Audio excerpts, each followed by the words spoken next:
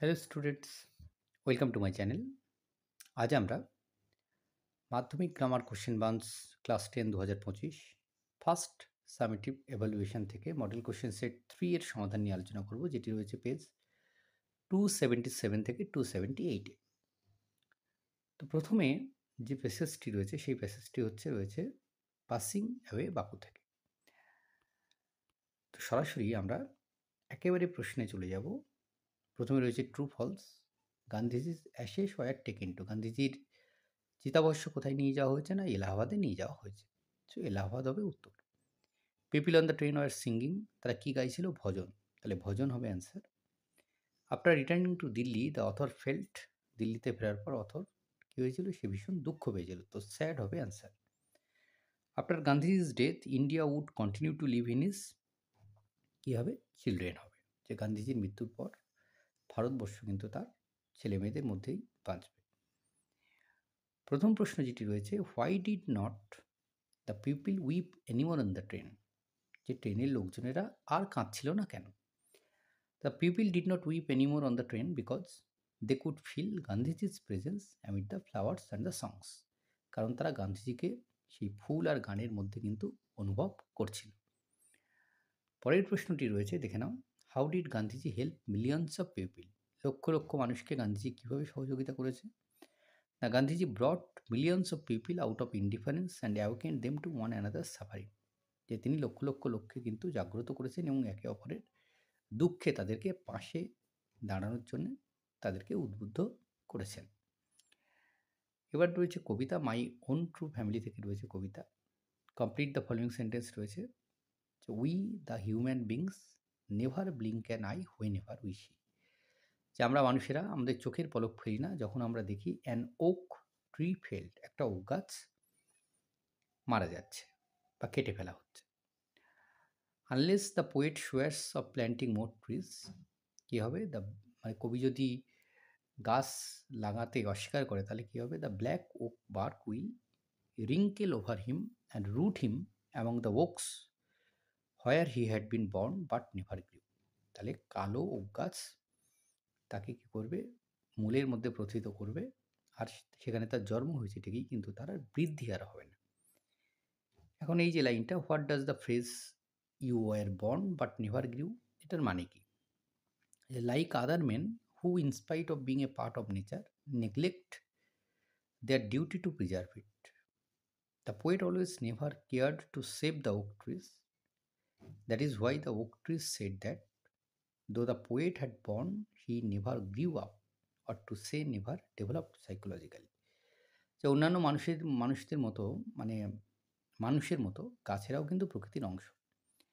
এবং কবি কী করছেন? কবি, মানে এটা আমাদের মানুষদের কর্তব্য হচ্ছে সকলকে রক্ষা, প্রকৃতিকে রক্ষা করা।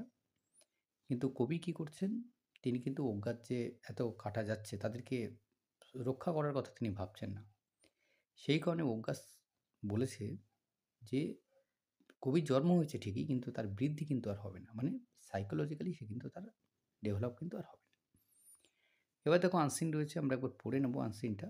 The central board of secondary education, India's largest school board, has told its 16,000 affiliated schools across the country to start the day with a rendition of the national anthem.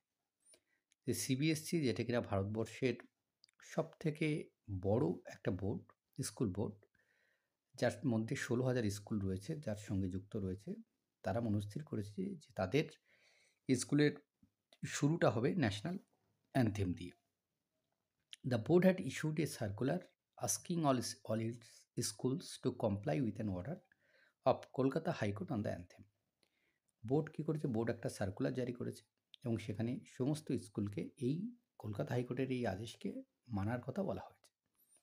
In it's order of September 2017, the court ruled that all schools the work may begin with community singing of the anthem Jana Gana Mana অধিনায়ক জয় হে। যে court যখন order দিয়েছে 2017 22শে September, তখন court এটা বলেছে যে school তারা কিন্তু জনগণ মন অধিনায়ক জয় হে এই অ্যানথেমের মধ্যে দিয়ে তাদের স্কুল আওয়ার শুরু করতে পারে। School authorities should make adequate provision in their programs for popularizing the singing of the anthem and promoting respect for the national flag among students, the other said. অর্ডারের মধ্যে এটাও বলা হয়েছে যে স্কুলের অথরিটি যারা রয়েছে তাদের কিন্তু পর্যাপ্ত পরিমাণে তাদের ব্যবস্থা রাখতে হবে যাতে এই গান, এই অ্যানথেম যাতে সকলের মধ্যে আ পরিচিতি লাভ করে এবং সকলে জাতীয় পতাকাকে যাতে সম্মান করে। তো এই ছিল রিপোর্টটি। তো the order of the high court is to begin the day with কিসের জন্য? The national anthem. National anthem গাওয়ার মধ্যে দিয়ে দিন শুরু করার কথা বলা হয়েছে। The high court order is to promote respect for the কিসের জন্য? ন্যাশনাল ফ্ল্যাগের প্রতি রেসপেক্টের কথা বলা হয়েছে। Each of the following statement is either true or false. True অথবা ফলস, তার সঙ্গে সাবটেক্সট স্টেটমেন্ট থাকবে। প্রথম যে বাক্যটি রয়েছে, the above report is based on a court order. হ্যাঁ, উপরের রিপোর্টে একটা কোর্ট অর্ডারটির মধ্যে দিয়ে কোর্ট অর্ডারের কথা বলা হয়েছে, এটা সত্য, তাই এটা সত্য হবে। সাবটেক্সট স্টেটমেন্ট কী হবে? In its order of September 2017, the court ruled that all schools the work may begin with community singing or the anthem জনগণ মন অধিনায়ক জয়।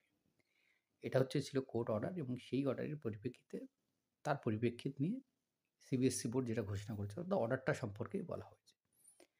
2 নম্বর হচ্ছে CBSE had ignored to accept the order of Kolkata high court related to national anthem. CBSE সে অবজ্ঞা করেছে কলকাতা হাইকোর্টের অর্ডারকে যেটা ন্যাশনাল অ্যান্থেমের সঙ্গে জড়িত। এটা ফলস, অবজ্ঞা তারা করেনি, তারা বরং একটা সার্কুলার জারি করে দিয়েছে।